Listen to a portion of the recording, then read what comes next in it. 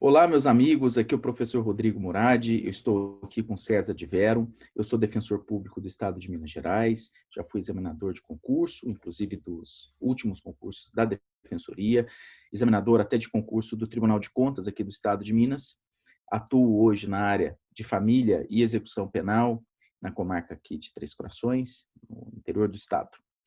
Sou professor aqui do César de Vero e venho conversar com vocês sobre inteligência emocional. Essa é a nossa dificuldade, esse é o nosso ponto a ser tratado no nosso encontro de hoje. Eu gostaria de enfatizar que esse é o diferencial do curso CERS Adverum, que traz para vocês a experiência de outros professores e, além do corpo docente altamente qualificado, traz para vocês essa possibilidade de estar se preparando emocionalmente, além de intelectualmente, para os concursos públicos, aí para alcançar o seu tão almejado sonho. Pois é, eu queria dizer para vocês que nós precisamos trabalhar muito a inteligência emocional. Pode parecer uma repetição de mais do mesmo, enfatizar isso, que a inteligência, o coeficiente de inteligência, ele só é colocado em prática verdadeiramente ativa quando há a inteligência emocional. Por isso, muito se discute no âmbito da psicanálise, da psicologia, da psiquiatria, se o QI equivale ao QE, ou se um QI isoladamente se bastaria para racionalizar e estabelecer que aquele indivíduo é portador de uma inteligência muito diferencial. Hoje nós sabemos que não. Existe uma necessidade de se estabelecer um equilíbrio entre inteligência e inteligência emocional. Nada adianta você ser muito inteligente se você é emocionalmente descontrolado, emocionalmente frágil, emocionalmente vulnerável. Essas vulnerabilidades, principalmente nos dias em que vivemos, demonstram como o nosso estado emocional afeta a nossa capacidade intelectiva. Eu vou dar um exemplo para os senhores. Imaginemos que eu estivesse aqui para conversar com vocês e estivesse com um problema que emocionalmente me acometesse. Muito provavelmente, se eu não tiver um mecanismo de anulação dos pontos de gatilho e de interseção desse problema emocional com o trabalho que eu estou desempenhando com vocês agora, eu não teria a capacidade de expor quase que nada do que sei. O meu preparo intelectual não chegaria ao ápice a ponto de conquistar a atenção de vocês, porque eu estaria de forma subjacente com um problema emocional que bloquearia os meus neurotransmissores e assim faria com que a manifestação do meu pensar se tornasse claudicante. Pois é, esse é o ponto. Nós temos que trabalhar a inteligência emocional. E como fazemos isso? Muitos de nós, se não a totalidade das pessoas, merece um tratamento especial com sua psique. Os problemas que cada um de nós vive, essa hiperconectividade, essa hipersolicitação da sociedade, do sistema social e sistema econômico, o fato de nós hoje estarmos realizando trabalhos que antes, outrora, eram próprios de categorias profissionais, como, por exemplo, nós hoje somos gestores das nossas próprias contas bancárias. Hoje você é o caixa, é quem movimenta, é quem faz as pesquisas, é quem obtém a orientação para gerenciar seus próprios investimentos. O que antigamente, nos idos dos anos 80, 90, era feito por um profissional que ficava dentro de um banco. Eu garanto para você que se você que é mais jovem perguntar para os seus pais qual era a rotina dos seus pais, a rotina semanal, existia ao menos um dia em que os seus pais iam a um banco. Hoje não. Hoje praticamente você faz tudo do seu smartphone ou do seu laptop ou computador de dentro da sua casa. E mais, eu te garanto que se você analisar a sua rotina, você faz isso pelo menos mais de 2 vezes ao dia. Pois é, esse é o ponto crucial da nossa conversa hoje, porque nós estamos absorvendo cada vez mais atribuições e quais são as consequências disso na nossa psique. O que a inteligência emocional pode contribuir, se controlada, se equilibrada, se trabalhada adequadamente para a potencialidade do seu estudo. Nesse ponto eu trago para vocês o seguinte, olha só, todos nós padecemos de problemas. Não existe uma pessoa que não tenha problema, a vida é uma luta. É uma luta em que nós vivenciamos mais problemas do que bonanças. Eu costumo dizer que 90% da nossa vida ela é destinada à resolução de problemas e 10% de gozo propriamente da vida. Por isso, nós temos que potencializar esses 10% de tempo de benesses, de acontecimentos prazerosos, extrair disso o melhor, nos permitir vivenciar esses momentos para que aqueles 90% de chateação a gente possa encarar de forma mais amena, de uma forma a compreender que aquilo é necessário, faz parte da vida de todo mundo. A somatização desses acontecimentos e a autocolocação no papel de vítima, a vitimização por tudo comigo dá errado, com fulano não acontece o mesmo. Mentira! Fulano está passando pelos problemas iguais aos que você passa ou talvez outros. A questão é como ele encara esses problemas,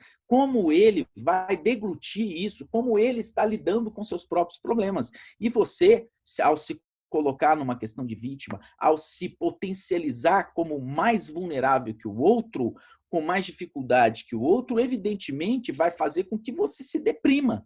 E ao se deprimir, é óbvio que a sua inteligência vai ser afetada.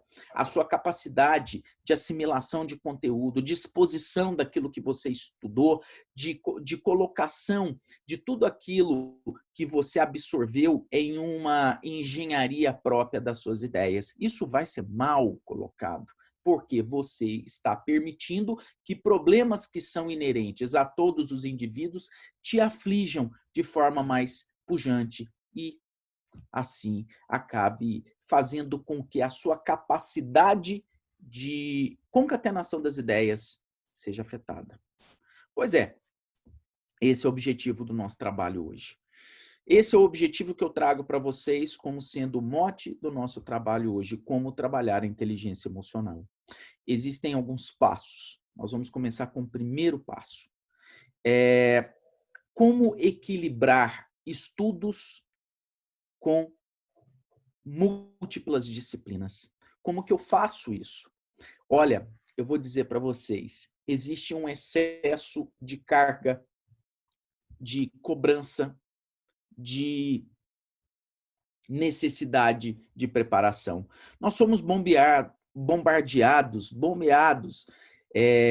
nas nossas redes sociais com um excesso de cobrança por melhores desempenhos. Há um filósofo berlinense, na verdade é coreano, radicado em Berlim, Byung-Chul Han, que chama esse excesso de potencialização do conhecimento, de potencialização, de hiperconectividade, de hipercobrança, de um sistema que causaria um infarto mental. Ele usa essa terminologia num livrinho que é muito conhecido, chamado Sociedade do Cansaço.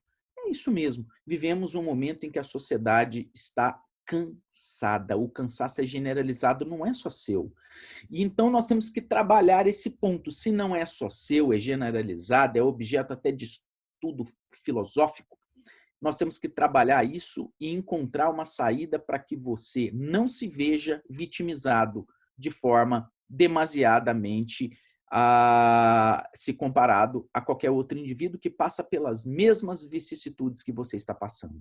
O que eu posso dizer para você é que hoje, com essa hipercobrança, hiperconectividade, essa hipernecessidade de ser melhor a cada segundo, a cada instante, te traz uma sensação de frustração.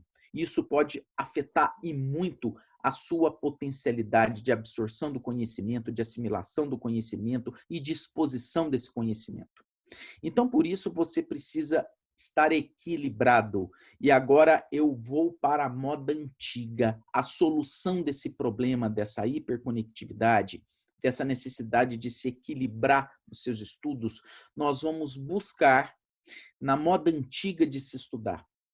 É muito fácil chegar alguém e dizer para você que o primeiro passo é você se desplugar do mundo virtual. Olha, eu vou dizer para vocês, essa não é a solução. É quase impossível você viver desplugado hoje, principalmente num momento como esse, tão difícil que estamos vivendo. Seria ideal se você se tornasse um eremita, um ermitão, né?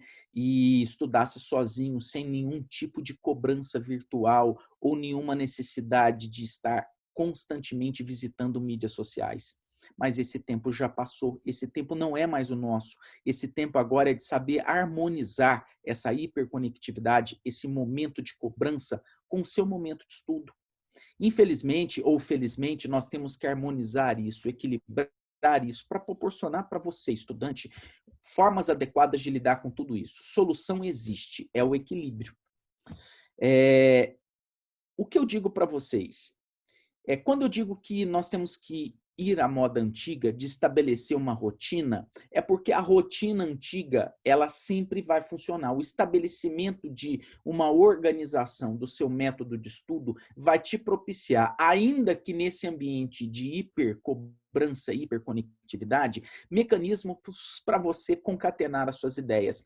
De nada adianta, por exemplo, eu abrir na minha frente um livro de direito constitucional, um livro de direito civil e um livro de direito tributário. Isso vai fazer com que eu não consiga concentrar em nada. Na verdade, se o meu momento agora é o de estudo do direito constitucional, eu tenho que estar mergulhado de corpo e alma nesse estudo. Se hoje é o dia do direito constitucional, hoje é o dia de se estudar tão somente o direito constitucional. E quando eu digo estudar o direito constitucional, é me permitir ingressar no pensamento do autor, no pensamento daquele que elaborou o seu material de estudo, ou no seu pensamento, se foi você que escreveu o seu próprio material de estudo. É um momento em que você precisa estar de corpo e alma, e quando eu digo corpo e alma, é estar 100% atento ao seu material de preparação, ao seu material de estudos. Por isso, é necessário que você estabeleça essa rotina. E estabeleça essa rotina de forma a fazer com que você tenha o tempo que você se destinou a aprender a matéria, não importa se 1, 2, 3, 4 horas por dia, mas que esse tempo seja o tempo em que você se permita estar envolto da matéria que você quis estudar, que você organizou para estudar naquele momento. De nada adianta você ler um livro ou ouvir um livro, um audiobook de direito constitucional e respondendo mensagens do seu WhatsApp. É preferível você colocar um mantra do que você fazer isso. É óbvio que o direito constitucional não vai entrar, não vai ser assimilado nas suas ideias. Não adianta nada você entrar como uma técnica de estudos, colocar um audiobook para ser ouvido no seu aplicativo enquanto você dorme. O conhecimento não vai ser assimilado, não é assim que você aprende. É possível que você se lembre de algumas mensagens do direito constitucional ali no seu subconsciente, mas isso não vai estar no seu consciente de forma ordenada. Nós precisamos racionalizar isso. E como racionalizamos isso? Com método. Método de estudos. E qual é o melhor método? Aquele que você encontra conforto, aquele que você encontra como um porto seguro, aquele que você vê que está funcionando. Cada um tem o seu próprio método. E aí, o que você precisa fazer, e vai um pouco mais longe do que eu posso dizer aqui, é encontrar dentre vários métodos de estudos aquele que você se sente mais confortável. Conforto é tudo, pessoal. É com conforto que você consegue estar atento. Se você vai no cinema e vai assistir um filme, a poltrona tem que ser confortável, porque se for uma poltrona que não seja confortável, se a posição que você está colocado para assistir o filme for ruim, eu tenho certeza que você mais vai se lembrar no incômodo do seu pescoço ou das suas costas ou do seu glúteo do que no enredo do filme. Então, por isso é tão importante que você tenha em mente a necessidade de se organizar. Nós temos várias matérias e uma maneira de se organizar é fazendo um quadro semanal de compromissos. Isso aqui, um quadro semanal de compromissos. Um quadro eu fiz de plástico, né? Ele está encadernado para você preencher os seus horários e se organizar para estudar. Esse quadro você pode montar em qualquer tipo de aplicativo, seja no Word, no Office, em qualquer outro programa de computador que possa fazer uma tabela. Estabeleça isso e coloque no seu local de estudos. Ali estará o seu dia de estudos. Ah, mas eu trabalho, professor. Ah, eu tenho família. Eu trabalho e tenho família e estudo até hoje. Isso não é desculpa. Isso é autossabotamento. Nós vamos falar disso já já. Você tem que estar atento à forma de se organizar para estudar. Isso é o mais importante. O equilíbrio emocional, nesse ponto, se torna extremamente importante, porque não basta se organizar, você precisa estar ali disposto a aprender o que está colocado à sua frente. E nesse ponto eu digo, selecione um bom material, e um material que seja aquele material que te conforte. De nada adianta você pegar um doutrinador cuja linguagem não fala a mesma língua que o seu cérebro. Infelizmente, você vai encontrar doutrinas excelentes, mas que você não tem a mesma aptidão de compreensão que um outro livro. E como faço isso? Hoje você consegue consultar páginas, pílulas de páginas de livros, mostragens de alguns pontos. E com uma leitura de um determinado tópico, você consegue rastrear se aquela linguagem utilizada pelo autor, ela está concatenada com a linguagem que você possui para assimilar. E eu não falo só de livros, eu falo de apostilas, eu falo de material. Eu sempre costumo dizer que o melhor material é aquele que você faz com sua letra ou através do seu método de compreensão, se esse material é digitado no computador. Porque são com suas palavras, é a demonstração daquilo que você absorveu na aula, na videoaula, no cursinho, ou lendo e fazendo uma resenha de um livro. Um resumo, uma resenha de um livro. Isso é o principal. Então, por isso é tão importante que você encontre conforto em como estudar. Bom, estamos falando aqui de organização dos estudos, como equilibrar essas diversas disciplinas. Eu quero fazer um teste com vocês. Se vocês quiserem testar qual é o seu grau de aptidão para as várias matérias, faça a última prova do concurso almejado. Pegue, imprima a última prova, faça a resolução das questões e faça uma média de quantos por cento você acertou em cada uma das matérias. E dali você vai ter uma ideia que não é racional, porque às vezes o que foi cobrado na prova não é aquilo que você havia estudado e você é bom em determinada matéria, mas para aqueles que não têm consciência de qual é o tema que você se dá melhor, o melhor a fazer é fazer um teste, assim, onde você vai estabelecer a porcentagem de acertos em determinadas matérias e vai ver quais são as suas falhas. Aqueles que tiverem mais tempo, eu digo, faça algumas provas, faça ao menos umas 5 provas e estabeleça essa porcentagem. Daí você vai ter uma ideia qual é o seu maior déficit.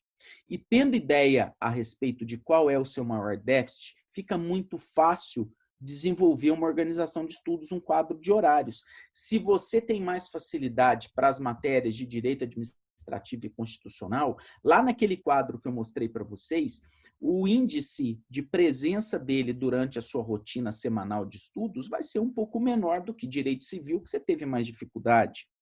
Então, nós temos que dosar isso. E isso não é para sempre.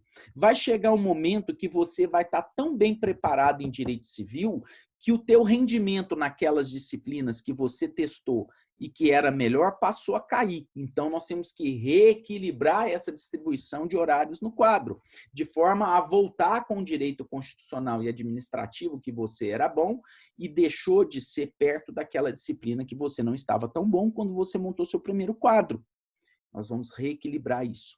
Reequilibrando isso, você vai estar sempre potencializando o seu estudo de forma a conseguir melhores resultados. Muitos de vocês vão chegar para mim e vão dizer, professor, eu estudo há muitos anos, eu não aguento mais estudar. Aguenta sim, aguenta sim. Estudar não é tão difícil assim. Eu duvido se você aguentaria ser torturado. Você não está sendo torturado. E não encare a preparação de concurso como tortura, porque você não vai conseguir aprender nada. Se você não mudar a sua forma de pensar a respeito dessa preparação, de nada adianta essas horas que você está aí dispondo do seu tempo, que hoje é tudo, tempo vale mais que dinheiro nos dias de hoje, que você está dispondo para se preparar. Você tem que encarar o estudo como uma passagem necessária para a sua aprovação. Se você está disposto a se aprovar, se você se permitiu se preparar com o objetivo de ser aprovado em um concurso, encare o estudo como um momento necessário para que isso seja concretizado. Olha só para vocês verem, hoje em alguns concursos, se não na maioria dos concursos da magistratura, os juízes são aprovados no concurso e existe uma fase chamada a fase da escola judicial que pode te reprovar. Ou seja, você é aprovado, é convocado para participar da escola judicial. Lá na escola judicial, você fica por um determinado período, costumam ser uns 6 meses, né, em torno de 6 meses. E se você não obtém bom rendimento na escola judicial, você pode ser até reprovado e perder o seu concurso e não se tornar um juiz ou magistrado. Então, vejam vocês que vocês precisam ter em mente que não basta estar apenas preparado, você também tem que se preparar emocionalmente para enfrentar essa outra fase, que é uma fase de treinamento. Está ali de corpo e alma preparado para ingressar naquela escola e se sair bem nos testes que você for colocado a fazer. Muito bem. O argumento de que não aguento mais estudar é comum. Todo mundo, eu não aguento mais essa situação, eu não suporto mais isso, eu vou deixar tudo para trás e vou voltar para a minha vida. Vou voltar a me permitir a flertar com outras atividades. Não faça isso. Não faça isso porque qualquer flerte diferente do seu foco de preparação vai fazer com que você desista. Porque tudo é melhor que estudar. Infelizmente, eu tenho que dizer isso. Tomar sorvete é melhor que estudar, ir ao cinema é melhor que estudar, namorar é melhor que estudar, tudo é melhor que estudar. Só tem uma coisa que não é melhor que estudar: você passar dificuldade financeira. Isso não é melhor que estudar, isso é pior que estudar. Então eu digo para vocês, existe algo pior que estudar? Existe, tenham certeza disso. Quem passa dificuldade sabe do que eu estou falando, quem passa fome sabe do que eu estou falando. Então, para aqueles que ficam com essa conversa de autolimitação, que não aguenta mais estudar, eu digo, você pode estar sofrendo de cansaço. Talvez seja o momento de você dar uma pausa e retomar as energias, procurar alguma atividade que revitalize a sua energia, restabeleça o seu emocional para que você possa, restabelecido o seu emocional, voltar para a sua rotina de estudos. Isso é o que você deve fazer. Se você não aguenta mais estudar, não diga isso, não coloque isso como um bloqueio mental, porque se você bloquear isso e ainda continuar estudando, tenha certeza que você está perdendo seu tempo. É hora de parar, retomar, reorganizar as ideias, restabelecer energia vital e voltar para a sua rotina logo que você se sinta melhor. Como nós devemos estudar aí nessa pandemia, professor? Essa imprevisibilidade, essa situação que passa na cabeça da gente, muitas pessoas pensando até em abandonar tudo. Gente, espera lá, a humanidade já passou por várias situações pandêmicas. Eu cheguei a trabalhar na epidemia de H1N1, que não foi tão extrema assim, não causou tantos malefícios assim, né, como é essa pandemia de Covid, mas enfrentamos isso, nós já passamos gripe espanhola, já passamos peste, chegamos a... E a humanidade prosseguiu. A questão é que nós temos que ter em mente que esse momento de pandemia deve ser utilizado ao seu favor. Se vocês têm a oportunidade de estar em casa, como tantas outras pessoas estão, fazendo trabalhos home office, é a possibilidade de até justificar uma maior imersão sua na busca do conhecimento. Eu me vali dessa pandemia Eu tenho família, eu tenho filhos, eu tenho esposa, eu tenho os meus afazeres na defensoria pública, eu tenho que atender as pessoas, eu tenho que entrar com ações, eu tenho que visitar os sistemas do sistema de processo eletrônico, o sistema eletrônico de execução penal, o sistema dos juizados especiais. São tantos sistemas aqui que eu poderia dizer assim, olha, se eu não tivesse inteligência emocional, eu não saberia lidar com isso. O que eu digo para vocês, eu nunca li tanto quanto estou conseguindo ler na pandemia. Estou achando isso ótimo, estou conseguindo visitar doutrinas e obras que eu gostaria de ler, não só direito, filosofia, sociologia, criminologia, que é o meu mote. E eu digo para vocês, essa pandemia me serviu para me dar tempo e paz, porque nada é tão rico como você ter a consciência de que é necessário permanecer na sua casa, é necessário evitar se colocar em risco de contaminação e transformar esse tempo que poderia ser ocioso num momento adequado para você se preparar. Se eu, com todos esses afazeres, conseguir encontrar um tempo para dizer que eu nunca li tanto como estou lendo agora, você também pode. Você também será capaz de fazer isso. Aproveitar esse tempo extra que a pandemia trouxe para várias pessoas, vários estudantes, é ótimo, porque você tem como, naquela agenda de estudos que eu propus para vocês, naquela agenda semanal e concatenada e organizada para a preparação dos seus estudos, é ótimo, porque você terá condições de se preparar melhor. Muitos de vocês são pais, muitos de vocês têm crianças recém-nascidas, muitos de vocês ou estão para ser pais. São novidades na vida de qualquer pessoa. Eu fui pai há poucos anos, de 2, e digo para vocês, mesmo assim encontrei tempo para um tempo prazerosíssimo para conviver com a minha família. E mais, eu consegui a compreensão deles de que existe a hora para brincar, a hora para conviver, a hora para conversar, e eu tenho a hora para eu trabalhar e estudar. Isso não é tão difícil. Diálogo é capaz de tudo. O ser humano, se não fosse a capacidade de dizer as coisas, de combinar, de acordar a respeito das coisas, nós não chegaremos a lugar nenhum. Então é hora de você se preparar para isso. Ah, mas é difícil conscientizar as crianças que nós estamos estudando. Não é, não é. Basta você ensinar. Criança aprende disciplina, aprende tudo. O que falta é o método adequado para você conseguir conscientizar eles disso. Esses pequenos são tão bons que eles até nos auxiliam. Vou contar uma história para vocês. Minha filha gosta de assistir um determinado desenho e ela pede, papai, posso assistir do seu lado enquanto você está lendo o seu livro? O que eu faço? Eu consegui fazer um bloqueio sobre o barulho do desenho e até utilizo a voz, o barulho do desenho, como um método de me concentrar. E aí eu consigo ler, eu consigo absorver o conhecimento. Cada um tem seu método. Então eu digo para vocês, nada é impossível diante disso. E para potencializar esse estudo de vocês, o melhor a fazer é utilizar de técnicas de memorização.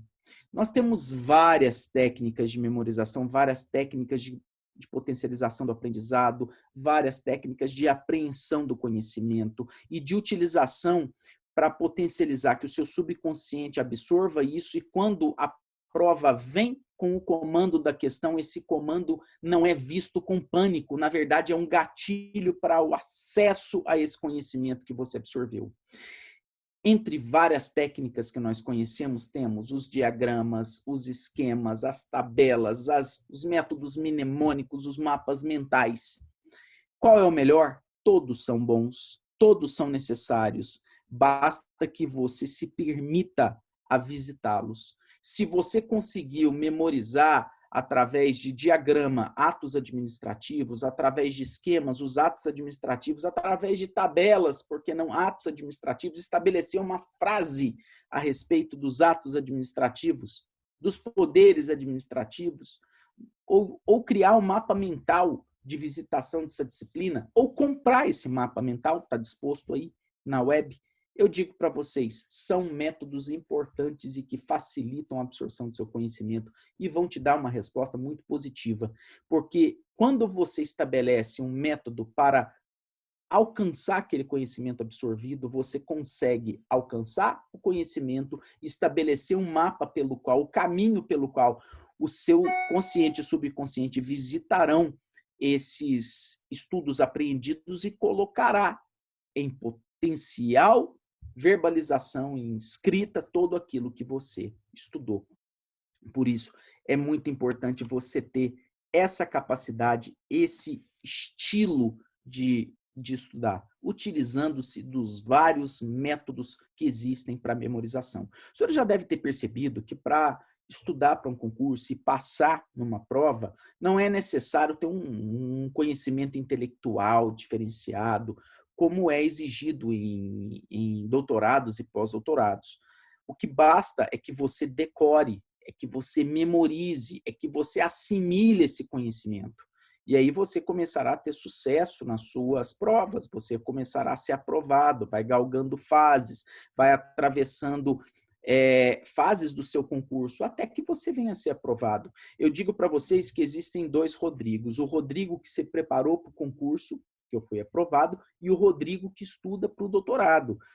São Rodrigos diferentes, são situações diferentes. Porque lá, quando eu me preparava para o concurso, o importante não era apenas e tão somente aprofundar o conhecimento. Era melhor que eu tivesse o conhecimento global suficientemente digno de me dar uma aprovação e eu me valia aí dos diagramas, dos esquemas, das tabelas, dos métodos mnemônicos e dos mapas mentais para conseguir essa minha aprovação.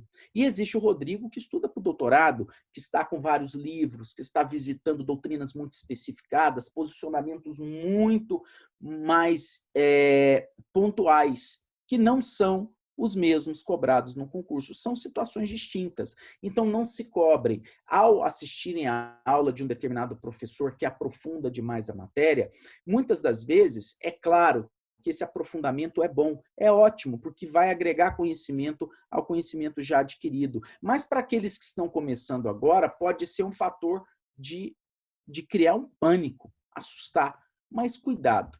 Eu vou dizer para vocês o que se passou comigo. Quando eu fui assistir, logo que eu saí da faculdade, eu entrei num cursinho. E quando eu assisti a minha primeira aula no cursinho, a vontade que eu tinha era de sair correndo e tive a plena consciência que a faculdade praticamente não me ensinou nada. Mas vou te dizer, a primeira palavra de conforto que eu encontrei foi em casa, minha mãe. Minha mãe me disse o seguinte: filho, a faculdade não ia te ensinar essas coisas mesmo.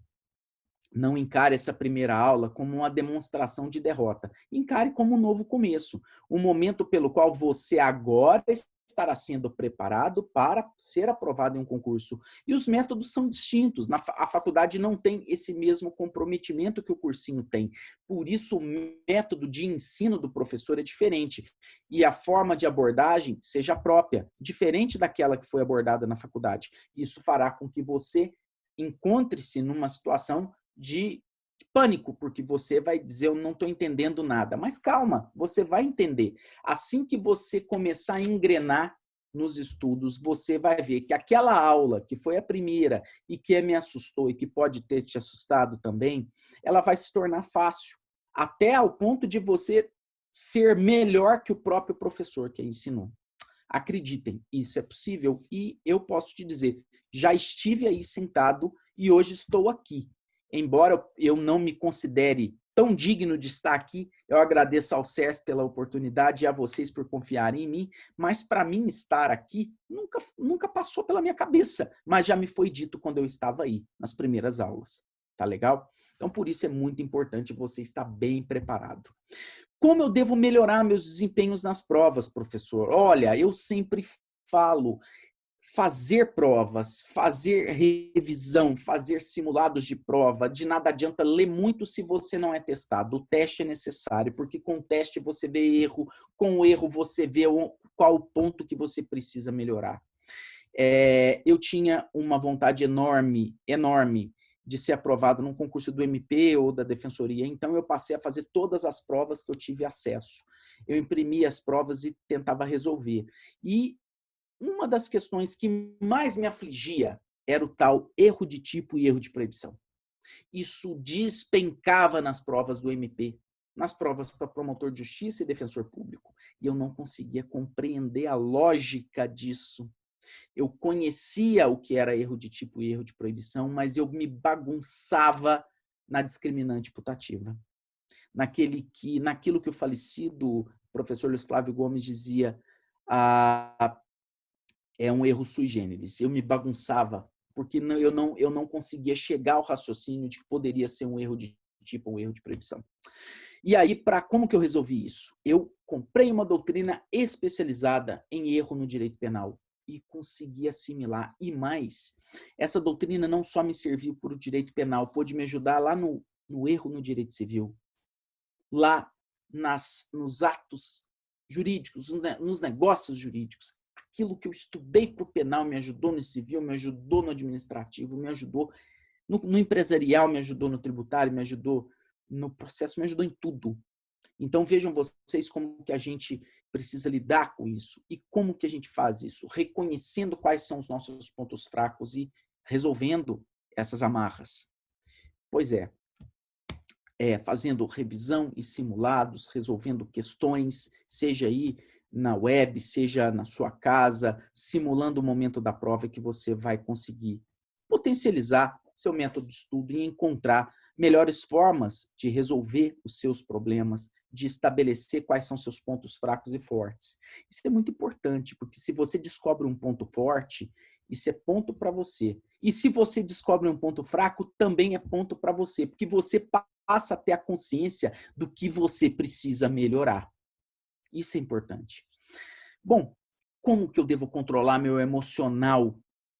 Olha só, o maior inimigo seu é você mesmo, não é o outro candidato. É você mesmo. Se você não conseguir controlar o seu emocional na preparação e a autossabotagem que é íncita a todos nós que estamos preparando para alguma fase da nossa vida, vocês para concurso, eu para o meu doutorado e para tantos outros acontecimentos, todas as mensagens daquele que vem aqui pelo ladinho e diz você não vai conseguir, você não consegue, você é fraco, você não tem capacidade, o fulano é melhor que você, isso acontece com todo mundo, não é só com você.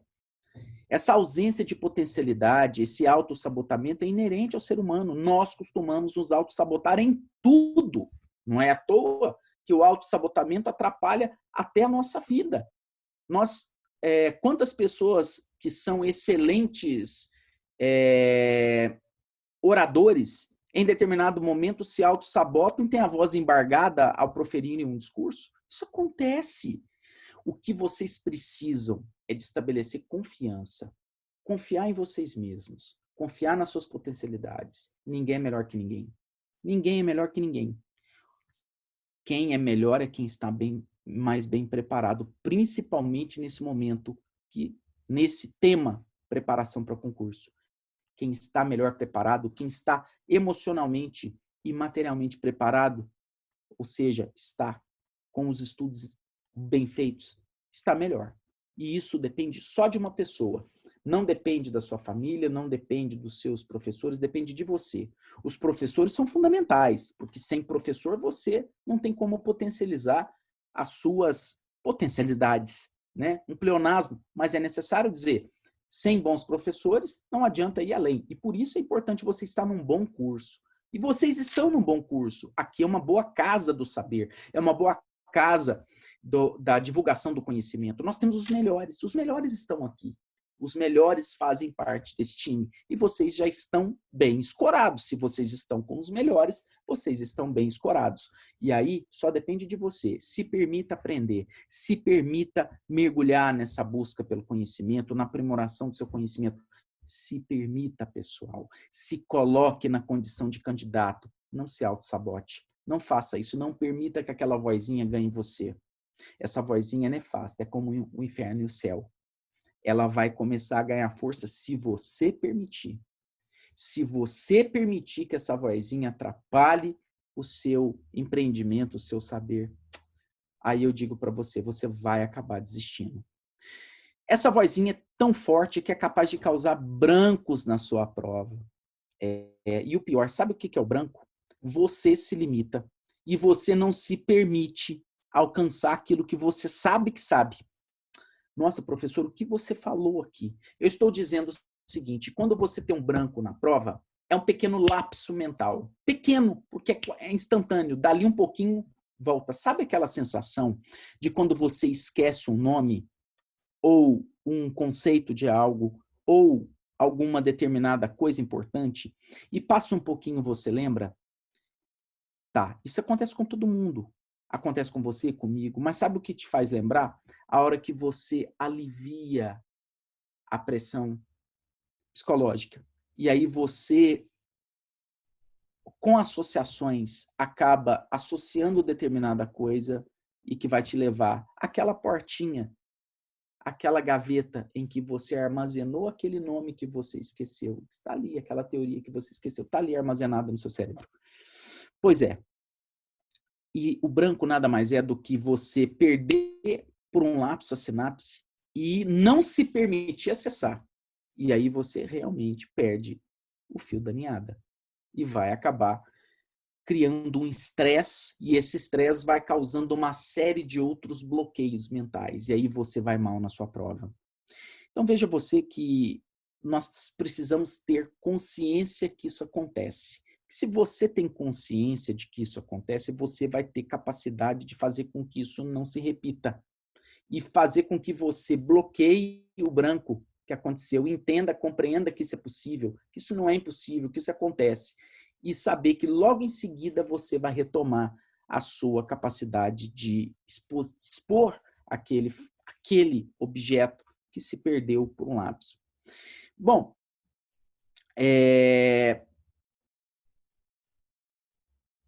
alguns medos que nós temos: não estudar o conteúdo suficientemente, muita preocupação com a concorrência. Bom, pessoal, primeiro, a sensação de completude é quase impossível no âmbito do conhecimento.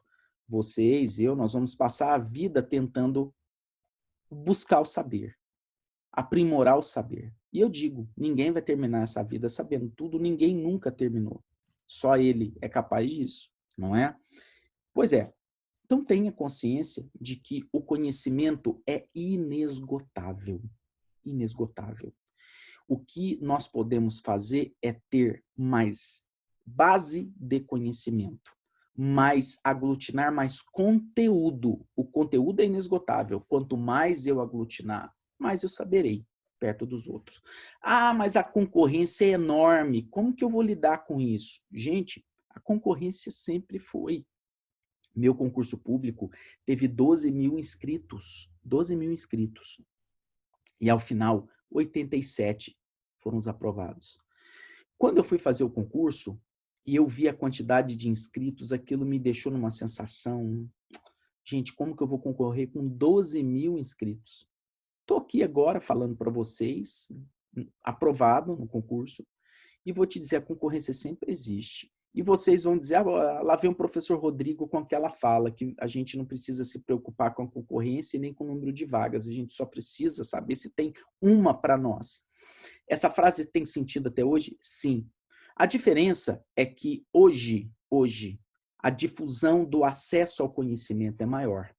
Todo mundo tem mais facilidade que antigamente em acessar o conhecimento, tem mais possibilidades.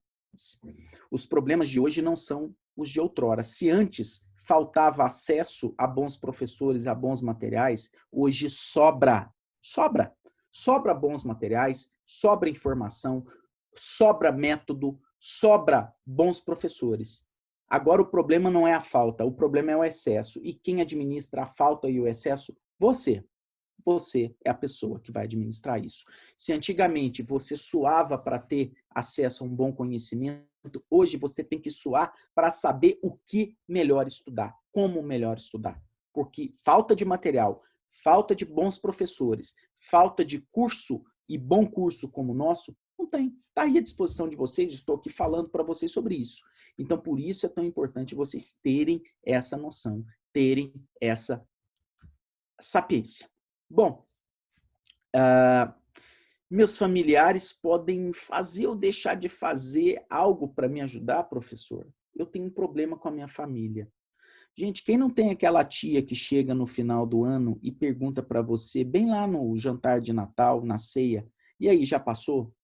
Ou aquele teu primo que bate, dá um tapinha nas costas, te oferece um copo de cerveja e fala, larga a mão disso. vai mexer com advocacia. Não estou dizendo que advogar não seja ótimo. Eu já fui advogado, fui muito feliz na advocacia. Mas eu tinha um sonho. Eu tinha um sonho não de ingressar no serviço público, eu tinha um sonho de exercer uma profissão que eu me sentiria feliz. E a profissão que eu me senti feliz foi a Defensoria Pública, onde eu me realizei como um agente político de transformação de uma realidade social. Aí eu me senti melhor. Eu não sou muito bom com negócio, nunca fui bom comerciante, então como advogado eu não seria. Mas o que eu quero dizer para vocês é o seguinte, esses comentários, esse tipo de tentativa de sabotamento, esse tipo de ajuda travestida de desmotivação, acontece com todo mundo, acontece com você, aconteceu comigo, acontecerá com seu filho, acontecerá com todos nós, não só na preparação de concurso, tudo na vida vem aquela pessoa te dizer, larga a mão disso, se está te chateando, se está te aborrecendo, se você não está feliz, abandona. Cuidado, não abandone seu sonho, porque o seu sonho é o seu, não é o do outro. É muito fácil para o outro dizer, abandone seus sonhos. Certo dia, encontrei um ex-defensor público que ele comentou comigo, olha, eu pedi exoneração. A partir do momento que eu ouvi a seguinte frase, por quanto compraram os seus sonhos? Mas ele pediu exoneração não porque ele não estava satisfeito com a defensoria, porque ele queria outra carreira. Ele queria ser juiz e foi, e conseguiu isso. Então vejam vocês, nós não podemos vender os nossos sonhos a um preço muito barato. Tá? Se você tem um sonho de ser um promotor, um juiz, um delegado, um policial penal, um policial federal, um policial civil, um procurador, um magistrado, um defensor público, siga o seu sonho. Siga o seu sonho, ele é seu. Ele te merece. Você merece ele, ele te merece. Aquela vozinha, aquele familiar que tenta dissuadir você da sua vontade, do seu foco, é normal, é comum e todos nós passamos por isso. Bom, nesse ponto é muito sério que vocês conversem com seus familiares, coloquem para eles quais são os seus sonhos, qual é a sua vontade, qual é a sua vocação, o que te importa nesse momento para que você consiga a conscientização desses familiares, consiga, sim, apoio emocional suficiente e possa, assim, ter um pouco de paz. Tudo que é conversado, tudo que é acordado é importante na vida de alguém que está se preparando para um concurso como vocês. Se vocês exporem as suas vontades, exporem os seus sonhos, explicarem quais são os passos que vocês terão que percorrer, tudo isso vai ser assimilado e respeitado. O diálogo sempre levou a humanidade à evolução, não é? Muitos de vocês vão dizer a guerra também. Mas eu digo para vocês, qual é a melhor evolução? Uma evolução conjugada ou uma evolução dissociada? A que preço?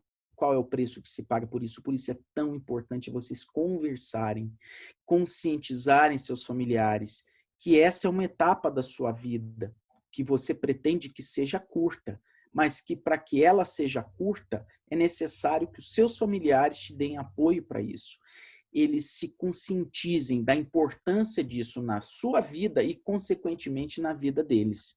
Pois só assim você conseguirá o apoio necessário para ter paciência, paz e saúde física e mental para colocar o seu foco em trabalho, as suas potencialidades em trabalho constante, rumo ao seu propósito, à concepção do seu sonho. Tá certo? Bom, para a gente finalizar, eu queria dizer aqui para vocês que nós temos vários encontros aqui no CERS, sempre buscando o trabalho dessas situações, o trabalho de prepará-los emotivamente, emocionalmente e, sobretudo, caminhar com vocês para a preparação emocional durante essa trajetória de estudos, trazer para vocês experiências, resolver algumas dúvidas que vocês tenham. Nós temos esses encontros aqui no CERS, geralmente aos sábados, quinzenalmente, e aí varia, basta vocês acompanharem a agenda do curso que vocês saberão quais serão os dias que vocês terão esses encontros comigo. O encontro de hoje, na verdade, nada mais nada menos é do que um bate-papo geral. Eu costumo trabalhar temas muito próprios, muito específicos. Muitos de vocês vão acreditar que seja sessões como essa. Não, eu respondo perguntas, eu indago de vocês, eu trago experiências minhas e de pessoas que eu conheço, que passaram por isso, inclusive experiências dos seus professores aqui do curso, que passaram pelas mesmas angústias, pelas mesmas dificuldades, pelos mesmos problemas que todos vocês passam, eu passei, eles passaram.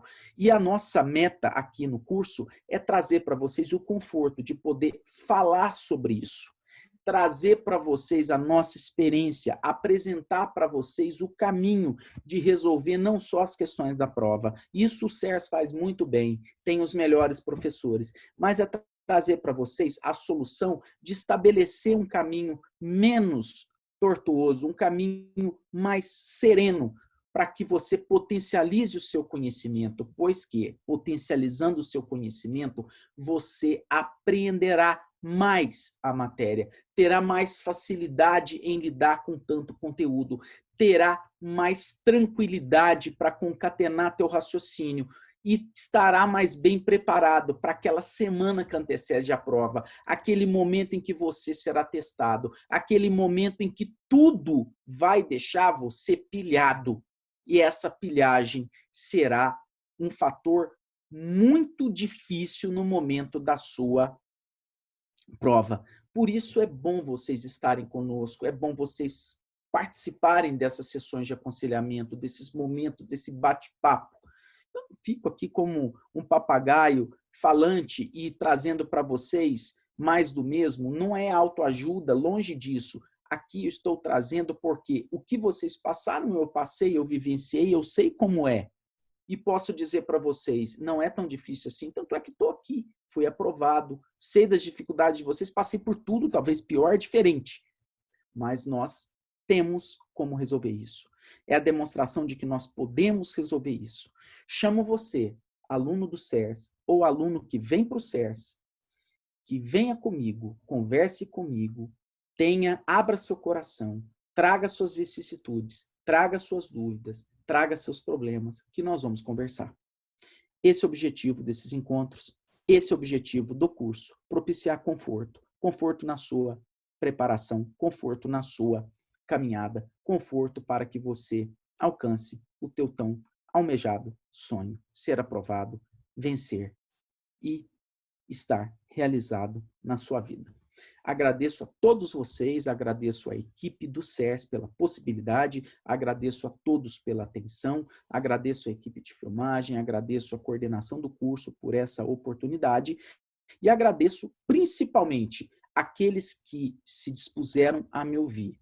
Se as minhas palavras conseguiram tocar de alguma forma, em qualquer momento delas, um pouco a sua vida, eu me dou por satisfeito, minha missão está cumprida. Exerci aqui o que eu deveria exercer. Trazer para vocês um pouco de luz nessa escuridão. Se não era tão escuro assim, que eu possa ter clareado um pouco. Mas, por si só, isso é o bastante. Isso eu me dou por satisfeito, isso eu me dou por realizado e espero você no nosso próximo encontro. Acompanhe aí na nossa escala de horários. Geralmente os nossos encontros são aos sábados. Eu aguardo você para isso. Muito obrigado à equipe, muito obrigado a você, ouvinte. Seguimos juntos nessa caminhada. Valeu!